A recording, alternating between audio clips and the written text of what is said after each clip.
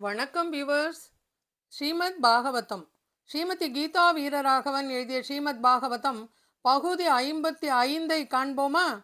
நாரத முனிவர் மற்றும் உத்தானபாதன் சந்திப்பு.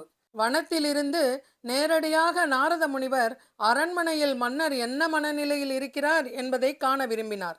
நாரத முனிவர் அரண்மனைக்கு வந்தவுடன் மன்னர் அவருக்கு தன் மரியாதைக்குரிய வணக்கத்தை செலுத்தி அவரை நன்கு வரவேற்றார். நாரதருக்கு தகுந்த ஆசனத்தை வழங்கி அதில் அமரச் செய்தார்.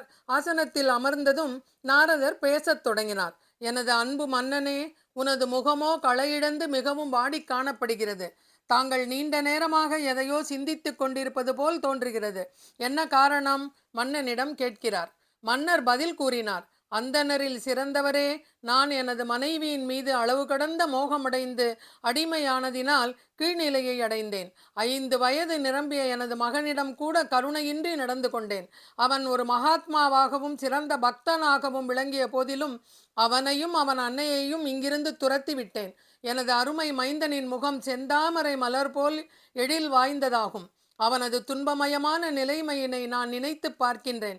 அவன் இப்பொழுது பாதுகாப்பின்றி பசியினால் வருந்திக் கொண்டிருப்பான். மேலும் அவன் காட்டில் எங்கேயாவது மயங்கி விழுந்து இருக்கலாம், அல்லது அவன் உடலை தின்பதற்காக ஓநாய்களினால் தாக்கப்பட்டு இருக்கலாம். தொடர்ந்து மன்னன் உத்தானபாதன் கூறுகிறார். ஸ்ரீமத் பாகவதம். ராஜோவாச்ச அஹோ மே பததௌராத்ம்யம் ஸ்ரீசிதஸ்ய உபதாரய யோங்கம் பிரேம்னா ஆருருட்சந்தம் ந அப்யனந்தம் அசத்தம். நாரத முனிவரே, என் மனைவியினால் நான் எவ்வாறு அடக்கி ஆளப்பட்டேன். அன்பினாலும் பாசத்தினாலும் குழந்தை என் மடி மீது அமர்வதற்கு முயன்றான். அவனை நான் தூக்கவோ அல்லது கொஞ்சவோ இல்லை. எத்தனை கல் நெஞ்சன் நான், மிக கொடியவன் நான் என்பதை சற்று நினைத்து பாருங்கள் என நாரதரிடம் கூறினார். ஸ்ரீமத் பாகவதம். நாரதௌ உவாச்ச மாமாசு சஸ்வத்தனயம் தேவகுப்தம் விசாம்பதே தத் பிரபாவம் அவிஜ்ஞாய பிராவிருங்கே யத் யசோ ஜகத். அரசனே, தாங்கள் துருவனை பற்றி கவலைப்பட வேண்டாம். அவனை பகவான் காப்பாற்றுவான். நீ உன்னுடைய குழந்தை என்று நினைத்து கொண்டிருக்கின்றாய். ஆனால் அவன் பகவானுடைய குழந்தை. அவனது பெருமை இப்பொழுது உனக்கு புரியாது. அவனை இந்த உலகமே புகழப் போகின்றது. அவனால் தான் நீ பெருமை அடையப் போகின்றாய். சில வேளைகளில் மாமுனிவர்களும் பக்தர்களும் பக்தி தொண்டு செய்யவோ தவம் செய்யவோ காட்டிற்கு போகின்றனர் என்றால் நாம் வியப்படைகின்றோம். யாருடைய துணையுமின்றி ஒருவன் எவ்வாறு காட்டில் வாழ முடியும்? இதற்கான பதிலை எல்லாவற்றையும் நன்கு கற்று அறிந்தவரான நாரத முனிவர் கூறுகிறார். இப்படிப்பட்ட பக்தர்களை பகவான் பாதுகாக்கின்றார். சரணாகதி அல்லது அடைக்கலம் என்பதற்கு பொருள், சரண் புகுந்த ஆத்மா எங்கே வாழ்ந்தாலும் அவன் எப்பொழுதும் பகவானால் காக்கப்படுகின்றான் என்று ஏற்றுக்கொள்வது அல்லது உறுதியான நம்பிக்கை கொள்வது. பக்தி தொண்டில் ஈடுபட்டிருப்பவன் யாராயினும் அவன் இவ்வுலகில் எங்கிருந்தாலும் பாதுகாப்பின்றி போவதில்லை. அன்பிற்குரிய அரசனே, உனது மைந்தன் மிகவும் தேர்ந்தவன். அவனது செயல்கள் தேவர்களால் கூட சாதிக்க முடியாதவை. அத்தகைய காரியத்தை அவன் இப்பொழுது சாதிக்கப் போகின்றான். அவன் தன்னுடைய லட்சியத்தை நிறைவேற்றி மீண்டும் இல்லம் திரும்புவான்.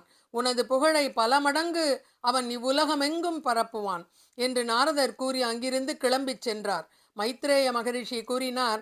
நாரத முனிவரால் அறிவுறுத்தப்பட்ட பின்னர் ராஜ்யத்தை பற்றி எண்ணாது தனது மைந்தன் துருவனை பற்றி மட்டுமே நினைக்கத் தொடங்கினான் மன்னன் உத்தானபாதன்.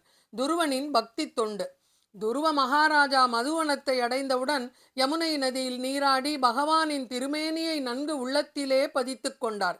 நாரதர் உபதேசித்த மந்திரத்தை ஜெபிக்கத் தொடங்கினார். மிகுந்த கவனத்துடனும் ஒழுங்குடனும் விரதம் இருந்தார். நாரதர் கூறிய முக்கியமானது விஷயங்களில் விரதமும் ஒன்று. துருவ மகாராஜா தனது ஆன்மீக குருவான மாமுனிவர் நாரதர் கூறிய அறிவுரைகளுக்கேற்ப அப்படியே செயல்பட்டார்.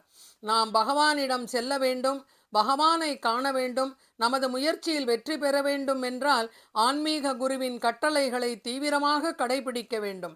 இதனையே துருவன் இங்கு சிறப்பாக செய்தான். விரதம் இருத்தலின் நோக்கம். நாம் சாப்பிடும் பொழுது நாம் உண்ணும் உணவினை செரிமானம் செய்வதற்காக இரத்த ஓட்டங்கள் வயிற்றுப்பகுதியை நோக்கி சென்றுவிடும். மூளையை நோக்கி செல்லாது நின்றுவிடும். இதனால் சோர்வு ஏற்படும். அப்போது பக்தி செய்வதில் சிரமம் ஏற்படும். அதனால் உபவாசம் அல்லது விரதம் இருக்கின்றோம். துருவனுடைய முழு சிந்தனையும் பகவானை நோக்கி செல்ல வேண்டும் என்பதால் தவம் புரியும் காலத்தில் உபவாசம் இருக்கச் சொன்னார் நாரதர். அப்பொழுது தடையின்றி இரத்த ஓட்டம் மூளைக்கு சென்று கொண்டிருக்கும். சோர்வு ஏற்படாமல் பகவானை தியானிக்க முடியும். துருவன் இருந்த உபவாசத்தையும் உபவாசம் எப்படி இருக்க வேண்டும் என்பதையும் ஸ்ரீ சுகர் மிக அழகாக விளக்குகிறார். இதனை ஸ்ரீமத் பாகவதம் பகுதி 56 காண்போமா? நன்றி, வணக்கம்.